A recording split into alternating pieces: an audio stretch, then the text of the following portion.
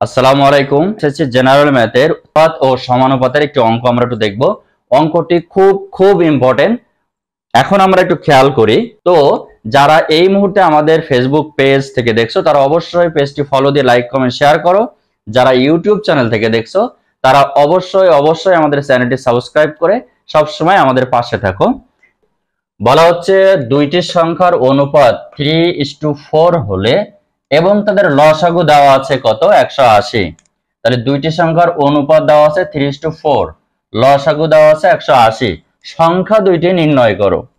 এখন অঙ্কটি এতই ইম্পর্টেন্ট যে একাডেমিক পরীক্ষা সহ বিভিন্ন চাকরির পরীক্ষাতে আসে। এখন আমরা একটু খেয়াল করি দুইটি সংখ্যার অনুপাত দেওয়া আছে আর লসাগু দেওয়া আছে, সংখ্যা দুইটি নির্ণয় করো। এই ধরনের অঙ্ক থাকলে আমরা প্রথমেই দুইটা সংখ্যা বের করে নেব, তারপরে সংখ্যা দুইটির লসাগু করব। এখন আমরা একটু খেয়াল করি, ধরে নিই বা আমরা মনে করি সংখ্যা দুইটি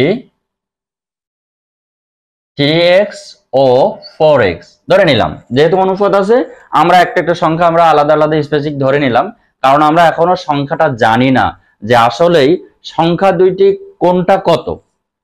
তাহলে আমরা সংখ্যা দুটি ধরে নিলাম, এখন ওদের লসাগু দেওয়া আছে, তাহলে আমরা ধরে নিলাম যে সংখ্যাটা, এই সংখ্যার আমরা লসাগু যদি বের করি, এই লসাগু ওই লসাগু সমান করলে আমাদের x এর মান বের হয়ে যাবে।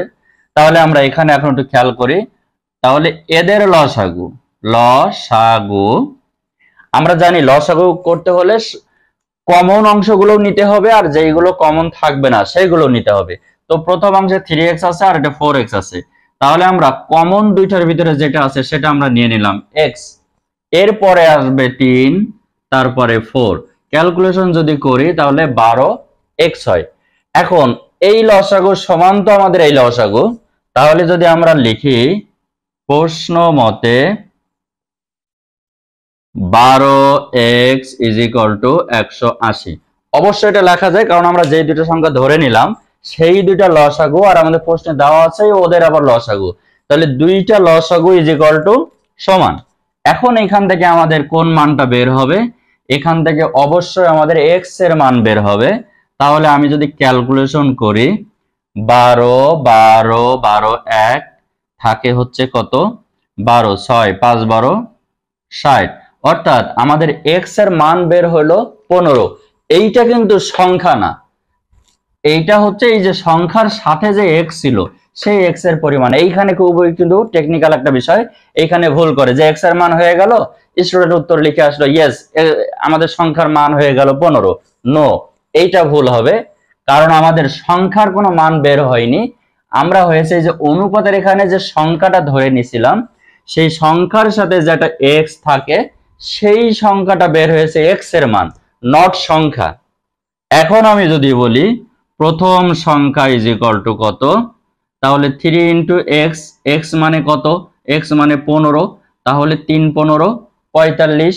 যদি বলি দ্বিতীয় সংখ্যা কত, তাহলে 4 × 15 4 15 60, এটি হচ্ছে আমাদের এবার উত্তর। এই যে সংখ্যা দুইটি কত, যখন আমাদের x এর মানটা বের হয়ে যাবে ওই মানটা 3 এর সাথে একবার গুণ, 4 এর সাথে একবার গুণ, তারপরে আমরা সংখ্যাটি পাবো।